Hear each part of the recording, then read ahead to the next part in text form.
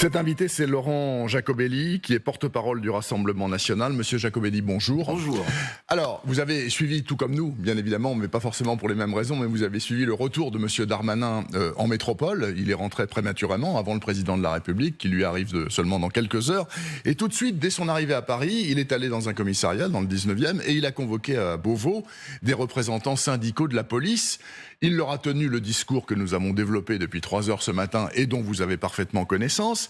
Est-ce que vous avez entendu ce discours avec ravissement ? En gros, les policiers n'ont rien fait de mal et il faut éventuellement imaginer pour eux un statut dérogatoire, c'est-à-dire que quand ils font une erreur, même grave dans le cadre de l'exercice de leurs fonctions, ils ne vont pas en détention préventive. Écoutez, votre question m'inspire deux réponses, j'allais dire. La première, c'est de dire évidemment solidarité avec nos policiers. Ils ont été la digue qui ont protégé notre République des émeutiers violents qui ont attaqué des mairies, des écoles et qui ont voulu créer une espèce de climat de guérilla urbaine. Donc merci à eux, merci aussi aux 900 policiers blessés, parce que leur courage, malheureusement, a eu un prix, et évidemment, il faut les soutenir. On a un peu l'impression qu'il y a un inversement des valeurs aujourd'hui. C'est-à-dire qu'on trouve des excuses aux émeutiers et aux voyous, une partie de la gauche, mais pas seulement, et on accuse les policiers de tous les maux. Il ne faut pas mettre les choses à l'envers. Aujourd'hui, il y a un problème dans notre République, ce sont les émeutiers, ce sont ceux qui, dans certains quartiers, détestent la France et veulent l'attaquer, et ceux qui nous protègent, ce sont les policiers. C'est la première remarque.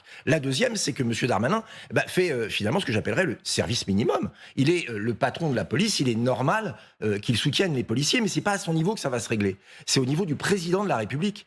Parce que ce à quoi on assiste aujourd'hui, avec cette querelle entre la police et la justice, c'est un effritement de nos institutions. Il n'y a plus de cap, alors chacun y va de sa petite musique. Or, s'il y avait à la tête de l'État un président de la République ferme, courageux, net dans ses propos, il en serait autrement. Je rappelle quand même que la première parole du président de la République, après la terrible mort du jeune Naël, a été finalement de condamner d'office les policiers en disant que c'était un acte inexcusable et impardonnable avant même que la justice se prononce. Il était sorti de son rôle. Monsieur Jacobelli, il n'est pas question de dédouaner tous ceux qui ont mis la France à feu et à sang pendant presque une semaine à la fin du mois de juin, en aucun cas. Mais quand on voit ce jeune de Marseille, par exemple, qui a été tabassé par plusieurs policiers, dont un d'entre eux donc, se retrouve derrière les barreaux. Et c'est à partir de son destin à lui que la mayonnaise a commencé à prendre. Il a témoigné hier sur une autre antenne que la nôtre. Et il a expliqué ce qui s'est passé. Il a mis le feu à rien du tout, lui. Il sortait du boulot, il a été contrôlé par les policiers, ça s'est mal passé pour une raison qui reste à déterminer, et puis il s'est fait taper dessus, mais sévèrement. Donc il n'est pas question de dédouaner des gens qui cassent, il est simplement question que les policiers fassent au mieux leur travail, et que quand ils le font mal, ils soient de simples citoyens. Alors, soit vous êtes mieux informé que moi, soit vous allez trop vite à la conclusion. Vous avez eu le témoignage du jeune Eddy. Oui. C'est un témoignage. Oui. Voilà. Il y a pour le juge l'autre témoignage, celui des policiers qui devra être mis en balance. Et nous verrons bien ce qui s'est passé. Évidemment, Eddy donne sa version. On peut le croire, on peut ne pas le croire. Moi, j'y étais pas et je ne suis ni juge ni procureur. Mais attendons la fin. Attendons de savoir le verdict et le jugement avant de condamner qui que ce soit. Ce que je vous dis ici, c'est qu'on a l'impression qu'il y a aujourd'hui une forme de présumé coupable pour les policiers. Or, nous, ce que nous demandons avec le Rassemblement national, c'est l'inverse. C'est-à-dire une présomption de légitime défense. Je ne vais pas vous apprendre que le maintien de l'ordre exige parfois l'usage de la force. Quand on a face à soi des barbares qui veulent tout brûler... mais c'est pas facile comme boulot, hein. Je dis pas il faut faire usage de la force. C'est pas avec un bouquet de roses qu'on va régler les problèmes. Et parfois, cette force, vous devez décider en un quart de seconde ce que vous faites. Parfois, il peut y avoir des erreurs. Est-ce que ce sont des erreurs de bonne foi dans le cadre de la mission des policiers, ou est-ce que ce sont, non pas des erreurs, mais des actes volontaires de la part de ces policiers? C'est là qu'il faut agir. Et c'est pour ça que nous, on veut vraiment insister sur cette notion de présomption de légitime défense de la part des policiers, qui ont un statut à part de vous et de moi, c'est qu'ils ont des armes et qu'ils peuvent s'en servir pour faire respecter les lois de la République. Si vous, demain, vous faites usage de violence contre quelqu'un, vous serez accusé et condamné. Et c'est normal. En revanche, quand c'est un policier, il faut partir du principe qu'il a fait respecter l'ordre républicain, à défaut de preuves contraires. On a un peu l'impression qu'il y a un renversement de la charge aujourd'hui. Monsieur Jacobelli, on voit bien que écoute. vous êtes sur la ligne des policiers d'Alliance. Le problème de la police, c'est la justice. Le problème pour vous, c'est la justice. Parce que, attendez, je vais poser ma question. Oui. Vous avez dit qu'il y a un procès médiatique, pourquoi pas, on peut l'entendre, qu'il y ait des gens dans le débat politique. Mais le problème, c'est qu'il y a un juge d'instruction, en tous les cas, une chaîne judiciaire indépendante, jusqu'à preuve du contraire, qui a prononcé une décision judiciaire. C'est pas un juge seul. Ça a été des réquisitions du parquet, vous connaissez la chaîne. Donc là, ce qui vous pose un problème, c'est la question du débat public ou le fait qu'il y ait un juge indépendant qui se soit prononcé. Vous êtes pour l'indépendance de la justice Mais ou pas? évidemment, d'ailleurs, je crois que vous avez mal écouté ce que j'ai dit. J'ai dit qu'on ne pouvait pas tirer de conclusion aujourd'hui et que les juges rendront leur avis. Donc je suis complètement dans cette logique. En revanche, dire que la justice a parfois un problème avec la police, je crois que c'est une évidence de le dire. Quand on voit le syndicat de la magistrature qui, pendant les émeutes, expliquait que ce n'était pas à la police de ramener l'ordre, quand on voit un certain nombre de syndicats, et notamment celui-ci, qui... Lorsque le syndicat de police dit le problème de la police, c'est la justice. Mais je vais vous dire, il faut aussi. sortir de cette rivalité, il faut que justice et police travaillent ensemble, sinon on ne s'en sortira pas. Et c'est là, je tiens à le dire, que je mets en cause le président de la République qui ne fait pas ce travail, qui n'est pas là pour donner une orientation claire. Le rôle du président de la République quand il y a des émeutes, c'est quoi? C'est de dire j'attends une justice ferme, je soutiens mes policiers, je condamne toutes les émeutes, il n'y a aucune excuse et aucune légitimation possible. C'est pas ce qu'il a fait. Et le problème, quand il y a vide, quand l'État n'est pas tenu par un président de la République, pas bien, en fait. chacun défend un peu son... Ce que vous dites, c'est que la police, finalement, elle doit échapper sur ces dysfonctionnements éventuels. Encore une fois, moi je ne suis pas juge, ce qu'on peut observer. La police doit échapper au droit commun. Qui a dit ça autour de cette table? Personne. On a l'impression que c'est ce que vous dites. Vous avez, alors soit vous écoutez mal, soit vous avez des préjugés. Moi, ce que je dis, c'est que un policier doit être considéré comme étant innocent, même lorsqu'il a fait usage de la force, parce que l'usage de la force qui est donné, un pouvoir donné par la République à la police, fait partie de ses attributions. S'il y a preuve du contraire, il doit être évidemment condamné. Mais c'est le problème de la justice, c'est la présomption d'innocence. Le policier il est présumé innocent. Moi, j'ai un peu l'impression, et là je vous donne mon avis quand même, que la justice est beaucoup plus ferme envers certains policiers qu'elle ne l'est envers les voyous. Parce que moi, je veux bien qu'on continue à avoir ce débat, et il est intéressant. Mais aujourd'hui, le problème qu'on a, c'est pas avec la police, c'est avec des centaines, voire des milliers de jeunes dans certaines banlieues qui ne reconnaissent pas les lois de la République et qui veulent même casser les symboles de la République et aller contre nos valeurs. Le vrai problème, il est là. Alors moi, je vois bien qu'on essaie de détourner l'attention, notamment pour faire plaisir à une certaine partie de la gauche, et c'est tout le problème du en même temps. Parce que s'il y a ce débat aujourd'hui, c'est que le président de la République est incapable d'être tranché, net dans son opinion. Et quand vous avez une partie de l'extrême gauche qui donne tous les torts à la police, qui ne supporte pas l'uniforme et qui va dans les rues à côté de gens qui scandent « tout le monde déteste la police », le président de la République veut faire du en même temps pour contenter tout le monde. Non, pas de en même temps. Une république n'existe pas sans ordre républicain et il n'y a pas d'ordre républicain sans la police et la gendarmerie. On devrait aujourd'hui les saluer pour le boulot incroyable qu'ils ont fait. C'est quoi aujourd'hui la motivation d'un policier? C'est pas le salaire. L'amour du travail bien fait, ils font bien les choses, sauf que quand ils arrêtent un délinquant ou un dealer et qu'il est libre le lendemain, parce qu'il y a une justice laxiste, et ça j'assume de le dire, eh bien ils ne se sentent pas reconnus dans leur travail, et il y a aussi la reconnaissance de leur hiérarchie. Quand le président de la République, à tout bout de champ, les lâche en race campagne, ils ne se sentent pas soutenus non plus. Je peux dire qu'on comprend leur ras-le-bol. Monsieur, le motard qui a tué tragiquement le jeune Naël à la fin du mois de juin, il est en prison là actuellement.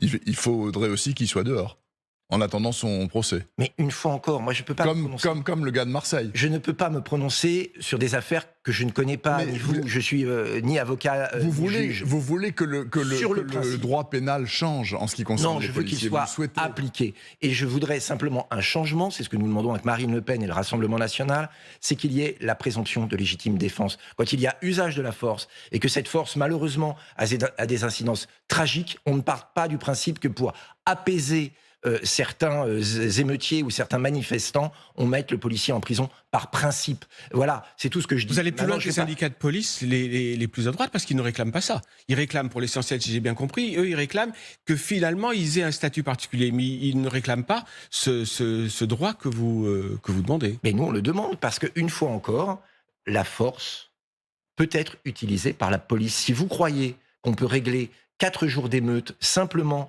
sans armes, avec des sourires. Moi, j'aimerais bien dans un monde idéal, mais c'est pas possible. Mais est-ce que c'est pas dans un rapport de confiance avec l'opinion aussi, puisqu'on voit bien qu'il y a un problème de confiance avec l'opinion, qui n'est pas une garantie, non pas l'égard des policiers, mais il y a un problème qui existe. Est-ce que ça n'est pas une garantie aussi que les policiers soient contrôlés et qu'ils ne soient... Mais bien sûr, mais attendez, ne me faites pas dire ce que je n'ai pas dit. Il est normal que les policiers soient contrôlés. On est dans un pays d'ailleurs, dans le pays où ils sont probablement le plus contrôlés. Il est normal aussi que quand un policier a fait une faute volontaire, il soit condamné. Tout cela est très clair et je crois que les policiers l'acceptent totalement. Ce que je dis ici, et ce que nous disons avec le Rassemblement national, c'est que quand un policier a fait usage de la force, que l'usage de cette force a pour conséquence une blessure sur quelqu'un, on ne doit pas partir du principe qu'il l'a fait volontairement pour nuire à la personne. On doit partir du principe qu'il l'a fait pour faire respecter l'ordre. Mais ça, qui l'évalue, c'est le juge qui l'évalue, c'est le cas. Oui. En l'occurrence, ce qui s'est passé à Marseille, moi je ne connais pas le dossier, mais ce qui s'est passé à Marseille, il y a une enquête judiciaire, le juge évalue, et il a une connaissance du dossier que ni vous ni moi c'est ce que j'ai dit tout à l'heure. Donc il l'évalue et il prend une décision, sachant que la placement en détention provisoire, ça a aussi des vertus pour l'enquête et de préserver aussi la personne mise en examen. Excusez-moi, le placement en détention provisoire n'existe pas pour certains agresseurs, etc. Aujourd'hui, s'il devait y avoir un deux poids, deux mesures, il serait en défaveur de la police et honnêtement, dans une république, c'est difficile à comprendre. Ce que je dis ici, c'est qu'il y a un manque d'ordre républicain en France, que ce manque d'ordre républicain, il est dû à des années de laxisme, à des années de lâchage de la police et aussi, je le dis, à des années d'immigration incontrôlée. Et que si on avait à la tête de l'État, c'est les émeutes, et s'il y avait à la tête de l'État un président de la République clair et déterminé, il n'y aurait pas aujourd'hui ces bisbilles entre la police et la justice. C'est clair. Gérald Darmanin, finalement, ce matin, vous le trouvez formidable. Vous n'avez aucune critique avec lui. Toute la responsabilité, c'est le président de la République. Mais Gérald Darmanin n'est que ministre de l'Intérieur, c'est déjà pas mal. C'est son champ de compétence. Il n'est que ministre de l'Intérieur. C'est le chef de la police. Oui, mais ce rabibochage entre la police et la justice, ce fait qu'il y a une feuille de route très claire, c'est pas à lui de la donner. C'est pas d'ailleurs non plus à M. Dupond-Moretti, c'est au président de la République. Et une fois encore, on a bien vu pendant ces émeutes que le grand absent, c'était le président de la République. Or, il s'est passé quelque chose de très grave dans notre pays, des séditieux, et ce n'est pas la police qui ont voulu attaquer la République. Quand le président de la République ou le garde des Sceaux disent les policiers ne sont pas au-dessus des lois, vous n'êtes pas d'accord avec ça ? Oui, ils ne sont pas ni au-dessus ni au-dessous, mais il y a un moment où on ne peut pas considérer que le policier est un citoyen lambda. Je le répète, si vous ou moi, demain, faisons usage de la force dans la rue, on sera condamné, et c'est normal. Il ne doit pas en être de même pour un policier, parce qu'on a donné aux policiers le droit d'utiliser la force républicaine. Moi, ce que je ne comprends pas, c'est pourquoi nous avons tant de drames liés à l'intervention des forces de l'ordre sur la voie publique, lors de manifestations ou de contrôles. Il y a eu quand même beaucoup de morts ces dernières années en France, notamment depuis leur possibilité qui leur a été donnée en 2017, si je ne m'abuse, d'user plus facilement de leurs armes pour répliquer, alors qu'en Allemagne, par exemple, ces 10 dernières années, il y a eu un mort seulement. Et c'est parce que notre société est plus en ébullition, il y a plus de gars qui cassent. Il y a effectivement un ensauvagement de la société que nous condamnons depuis très longtemps, dû par exemple notamment à un laxisme judiciaire qui laisse faire et qui donc ne marque plus la différence entre le respect de la loi républicaine et la sauvagerie. Mais il y a aussi, il faut le dire, un étonnement que vous énoncez, mais qui est à géométrie variable. Moi, ce qui me choque, c'est le nombre d'agressions contre les policiers qui a doublé en 15 ans. Moi, ce qui me choque, c'est qu'il y a 22 policiers ou membres de forces de l'ordre agressés chaque jour. Dans quelle démocratie on voit ça ? Le pire encore, c'est que ceux qui agressent ces policiers sont libres le lendemain matin, le plus souvent. C'est pour ça que nous demandons des peines exemplaire et incompressible pour ceux qui agressent les représentants de l'État. Si on ne met pas ça en place, on va continuer avec une espèce de sentiment de guerre des gangs. Les voyous pensent qu'il y a un gang adverse qui s'appelle la police et que tous les moyens sont permis puisque c'est la lutte de deux gangs. Non, c'est pas ça. Il y a d'un côté des voyous et de l'autre les représentants de l'ordre républicain. Laurent Jacobelli, vous l'évoquiez à l'instant à propos de l'immigration. Ce qui s'est passé fin juin en France, dans votre esprit, d'après ce que j'ai compris, est à mettre sur le compte de jeunes qui, pour la plupart, ou en tout cas dans leur immense majorité, sont issus de l'immigration.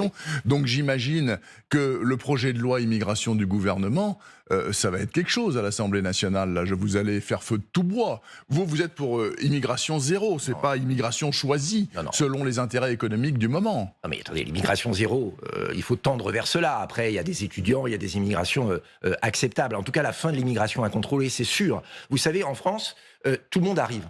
Voilà, sans aucun contrôle. Il suffit de mettre les pieds en Europe, et après, évidemment, la route vers la France est libre. Et comme la France est le plus généreux en matière d'allocation sociale et d'aide aux migrants, légaux et illégaux, tout le monde vient chez nous. Et une fois qu'on est chez nous, on n'en part plus. Et vous disiez tout à l'heure que je devais être d'accord avec M. Darmanin. Déjà, je ne crois pas, mais surtout sur ce point-là, il est très fortement critiquable. Jamais le taux de raccompagnement à la frontière des personnes qui devaient quitter le territoire national n'a été aussi faible. 6%. Tout type de demande de reconduite confondue. C'est extrêmement faible. Vous savez comme tout le monde que la complexité des OQTF, enfin, c'est très facile de dire ça. C'est 5 fois supérieur en Allemagne. C'est 5 fois supérieur en Allemagne. Donc il y a un moment, il faut quand même s'interroger. Il y a un manque de volonté. Donc sur l'immigration, ce gouvernement et M. Darmanin ne sont pas crédibles. Pire encore, ils veulent créer une nouvelle forme d'immigration légale, celle du travail. Notamment en régularisant des travailleurs clandestins qui aujourd'hui travaillent en violant les lois françaises. Eh bien non, pour nous c'est non. Tant qu'il y aura plus de 5 millions de chômeurs en France, la priorité du travail doit aller aux Français. Donc vous voyez, on est loin d'être d'accord. Avec le patronat qui est faite sur la base, c'est les professionnels qui demandent évidemment, puisque c'est une course au salaire le plus faible. Quand vous arrivez en France de manière illégale, pour vous maintenir, vous êtes capable d'accepter les conditions les plus dures, qui seront toujours moins dures que dans votre pays d'origine, mais c'est de l'exploitation humaine. Et après, les Français qui veulent travailler doivent s'aligner sur ces conditions les moins disantes. Si vous croyez qu'on va sortir notre société de la crise que nous vivons aujourd'hui, qu'elle soit sécuritaire ou économique, par ces moyens-là, vous vous trompez. On va créer plus de misère, et notamment chez les Français. Monsieur Jacobelli, pardonnez-moi, mais tous les responsables de Pôle emploi vous le diront, il y a des centaines de milliers de postes de travail qui ne sont pas pourvus dans notre pays, qui sont proposés, qui sont utilisables, là, tout de suite, qui ne sont pas pris par des Français de souche qui n'en veulent pas de ces boulots-là. Et donc, ces travails sont assurés par des immigrés, parfois en situation irrégulière. Donc, ils ont un rôle aussi dans la société et l'économie française. Eh bien, tout cela doit changer. C'est dommage. Hein, tout cela doit changer. Et changer par quoi? D'ailleurs, par la formation. Il faut que maintenant la formation, et notamment professionnelle, soit plus en adéquation avec les besoins des entreprises, mais aussi par le salaire. Nous, on a fait une proposition très simple que portait d'ailleurs Marine Le Pen à la présidentielle. Toute entreprise qui augmente de 10% ses salaires verra ces 10% de salaire supplémentaires exonérés de charges patronales. Ça permet à la fois aux entreprises d'attirer plus de monde, de ne pas avoir de surcoût pour l'État et d'engager des Français. Vous savez ce qui s'est passé au Royaume-Uni? Quand ils sont sortis de l'Union européenne, ils ont durci leurs lois sur l'immigration, et notamment l'immigration de travail. Qu'est-ce qui s'est passé chez les restaurateurs? Eh bien, pour avoir une main-d'œuvre britannique, ils ont augmenté les salaires à peu près en moyenne, j'ai le chiffre en tête, de 9%. Bon, eh bien, voilà une solution vertueuse, par les salaires. Sinon, on peut faire la course aux salaires les plus bas. Demain, on trouvera un journaliste roumain qui parle très bien français et qui acceptera de faire votre travail pour le SMIC. Et vous n'aurez plus d'emploi. Il y aura l'intelligence artificielle va nous remplacer. Si on continue comme ça, on va être dans un pays où on va vivre des allocations sociales en regardant des étrangers travailler. Honnêtement, c'est pas l'avenir qu'on peut dessiner pour la France, et c'est d'ailleurs pas non plus l'avenir qu'on peut dessiner pour un certain nombre de pays qui voient leur force vive quitter le territoire pour venir en France. C'est bon pour personne. Monsieur Jacobelli, une petite question sur la guerre en Ukraine. Vous suivez l'évolution du conflit. Il y a quelques jours, Marine Le Pen, quelques semaines, a accusé Emmanuel Macron d'irresponsable pour sa décision d'envoyer des missiles longue portée à l'Ukraine. Vous pensez toujours, vu la situation, que cet envoi de ce soutien militaire à l'Ukraine est irresponsable? Vous savez, on a une responsabilité, c'est la paix. Et pour arriver à la paix, il faut éviter l'escalade. Et tout don ou vente, mais pour l'instant ce sont des dons, d'armes qui pourraient servir non pas à se défendre, mais à attaquer un autre pays, peuvent nous amener vers cette escalade. Et c'est ce que nous devons éviter. Marine Le Pen, vous le disiez, elle demande quoi? Elle demande une grande conférence de l'ONU pour aller vers la paix. Évidemment, il en va différemment d'un certain nombre de matériels de protection des Ukrainiens. Mais lorsqu'on a des missiles à longue portée, le nom parle de lui-même, qui d'ailleurs vont faire défaut aux armées françaises, ceci dit en passant, alors on change de voie et on s'approche et de la belligérance et de l'escalade, et je crois que c'est une voie qu'il faut éviter et préférer la voie diplomatique. Merci beaucoup en tout cas d'être venu exprimer tout cela sur le plateau de LCI ce vendredi matin. Laurent Jacobelli, député de Moselle et porte-parole du Rassemblement national. Je vous souhaite un bon été, monsieur. Vous aussi. Merci beaucoup.